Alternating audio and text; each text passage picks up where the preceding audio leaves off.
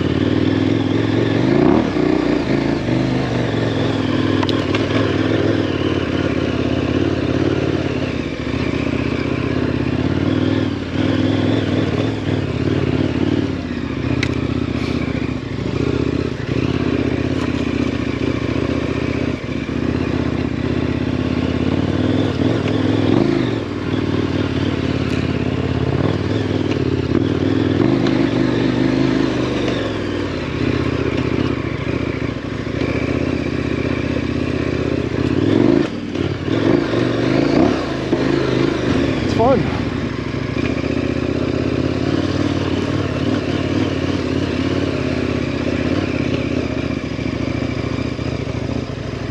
Beautiful in here though. I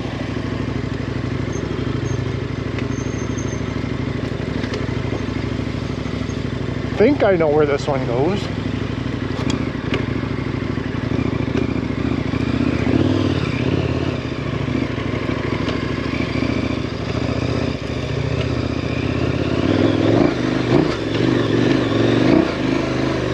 Probably don't need the full 130 horsepower, I'll tell you that. I should probably put it in off-road mode. Oh, I think I do know where I am here.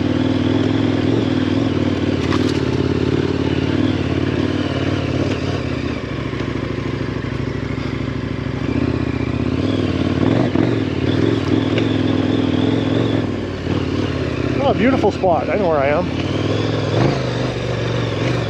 I usually hop that rock right there on my 300. Probably not so much on the 1090. Beauty spot for a pick. So yeah, what to tell you guys? There's so much I'm learning, as many of you may or may not know.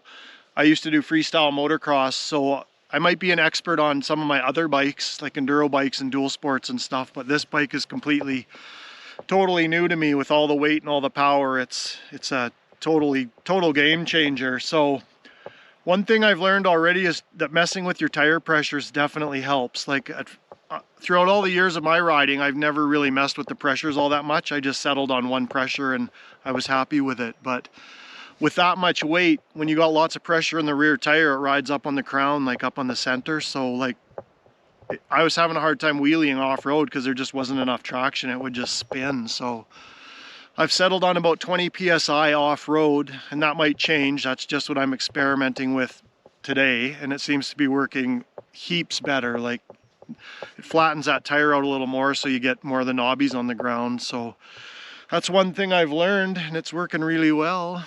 Beautiful day though. Sure liking the bike. It's a lot of fun. My first real adventure bike per se.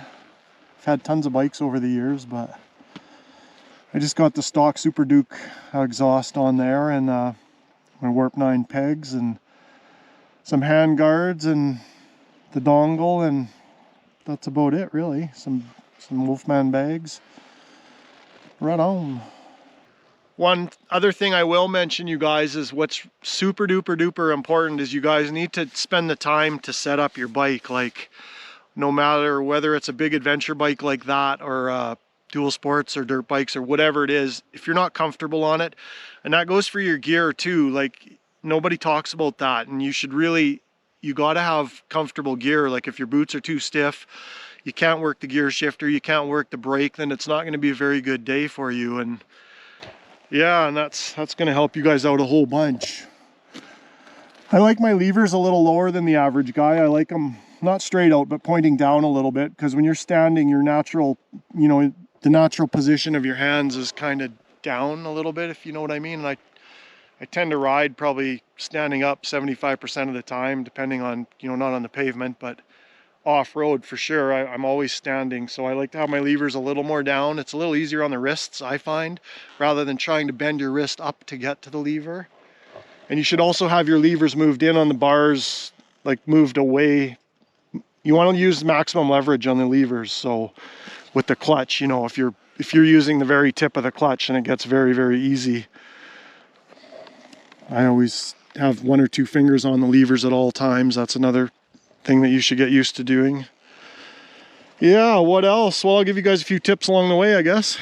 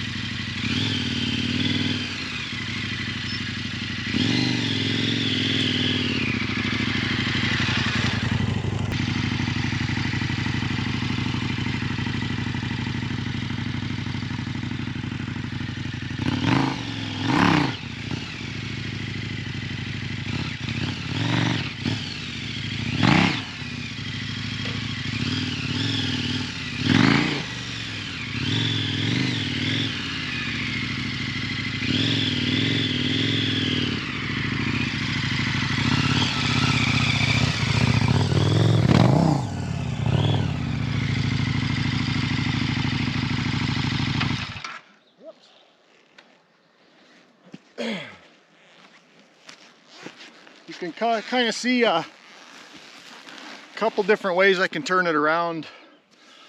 I'm only 5'8" and 180 pounds, so I'm not really the biggest guy in the world to manhandle the bigger bikes. So if you're a bigger guy, then it's much easier for sure. But you can almost, if you watch my pivot turn video in my riding lessons, my dirt bike riding lessons, you can kind of, if you got good enough traction and you can pull hard enough, you can actually kind of manipulate the front end a little bit by letting the clutch out. Just hop it around, but it's pretty hard. Like for the littler guys like me, like I don't weigh all that much, so I can't, I mean that bike weighs three of me or 4 of me or whatever. So yeah, right on. It's fun.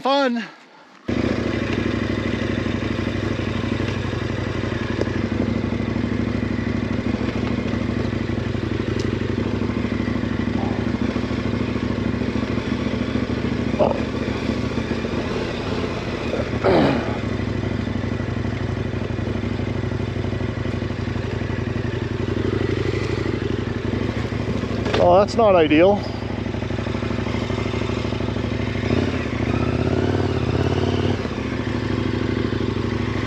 Luckily we're on a KTM.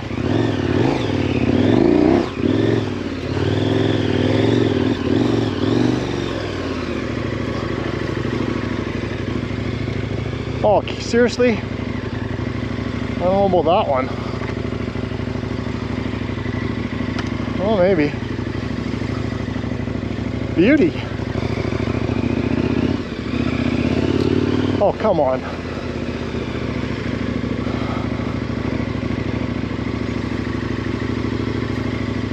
It's a little gnarly to hop the big bike over, I'd say. Okay, I think we're home free. Woohoo!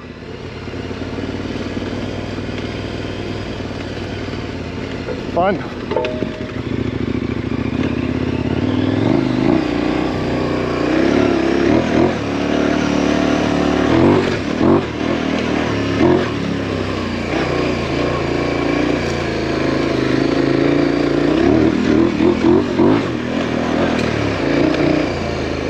Sure noisy chain on these things. You guys, my chain's in spec too. Actually, it's a little on the tight side. It's just a trait to these bikes, I guess, or this bike in particular. I don't know if they're all like that. Oh crap, I didn't want to get dirty today at all. I was going to go on a big ride on Saturday and I didn't want to have to... I sound like a true adventure guy. I don't want to get dirty.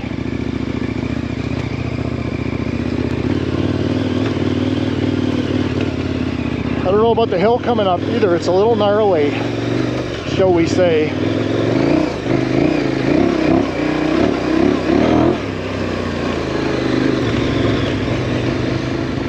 So I'm going to tell you guys right now, don't bother with hills like this unless your skill level's in check and you know absolutely what you're doing, because this is like pretty much a cliff.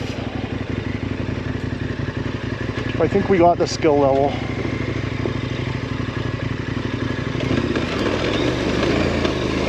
He's fake. Oh, I whacked my mirror. Oh, hello.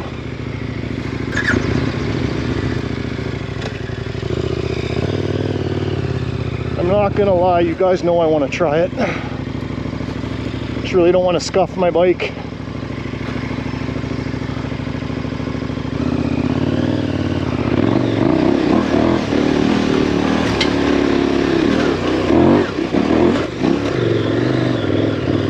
Yeah, that's pretty gnarly.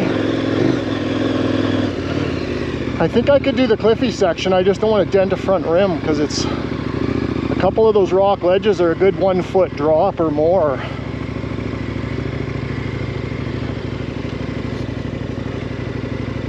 Yeah, I sound like a true adventure guy. I don't want to dent my bike.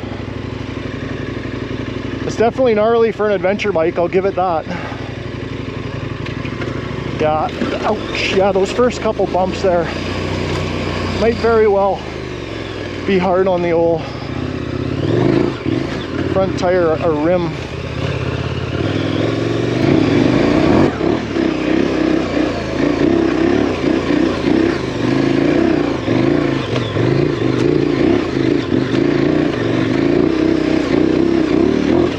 Pretty gnarly for an adventure bike.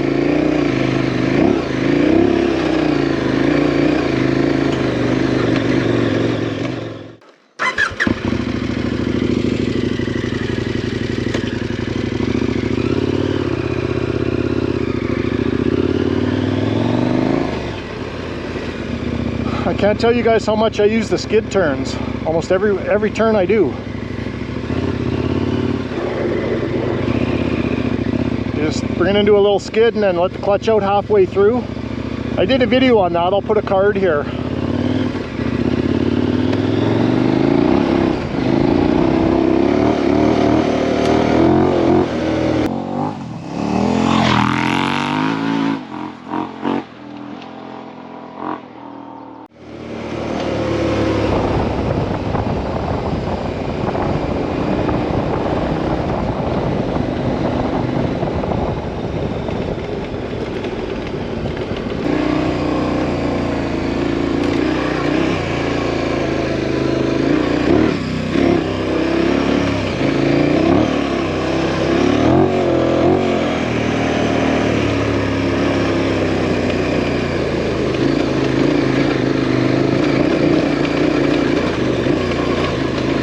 These loose little rocks, the baby heads, I guess you call them, or boulders, those throw guys off too. But there's only one simple way to get up those, and that's with a bit of momentum and balance.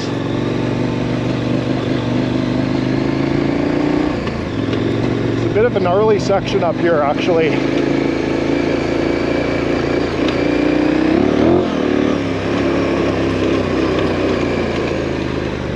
Going up to one of our local towers here on this little ride. Yeah, that section's a little gnarly.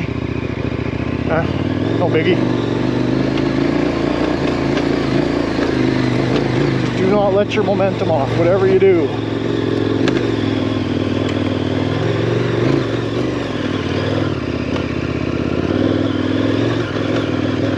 You really got to get your confidence level up no matter what bike you're on.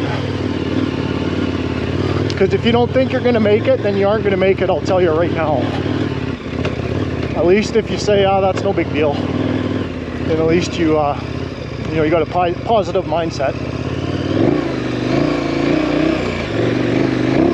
Definitely getting used to this bike. This is probably my 5th ride. Yeah, it's probably my 3rd bigger ride. Had a bunch of little tiny rides. But I'm definitely starting to wrap my head around that. Oh, here's another tip for you guys. I can tell you right now, when you fill the bike up with fuel, the KTMs carry the fuel pretty low. But even when it's up near the top and it's full, you can tell the difference big time.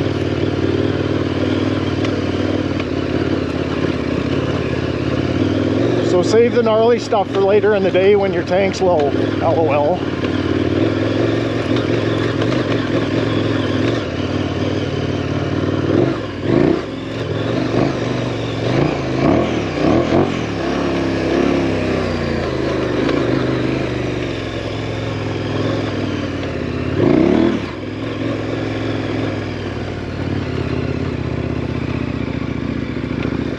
not bad, hey?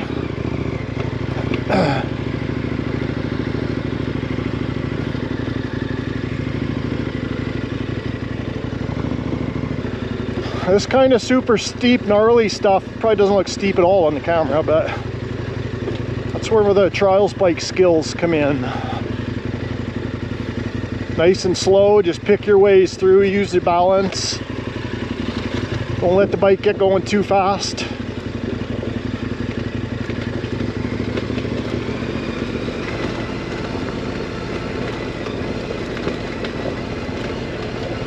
I know a lot of riders tense right up, and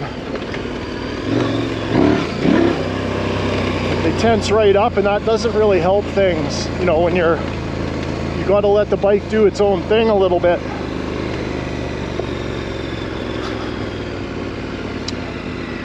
Wonder how the audio is coming through. I'm actually I don't even have a mic in the helmet. It's just that mod thing on the back of the camera.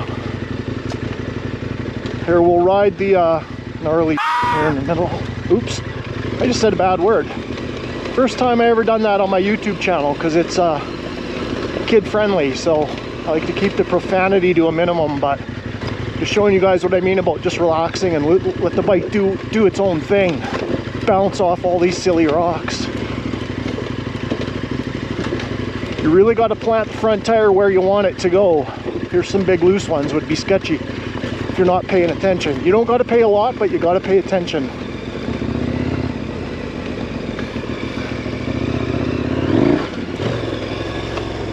Awesome.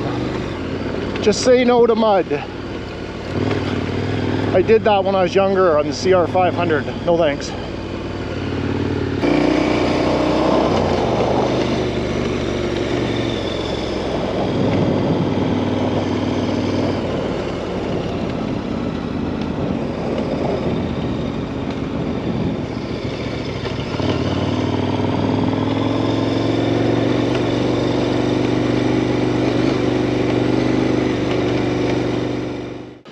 Well, that's going to do it for me, you guys. I guess that's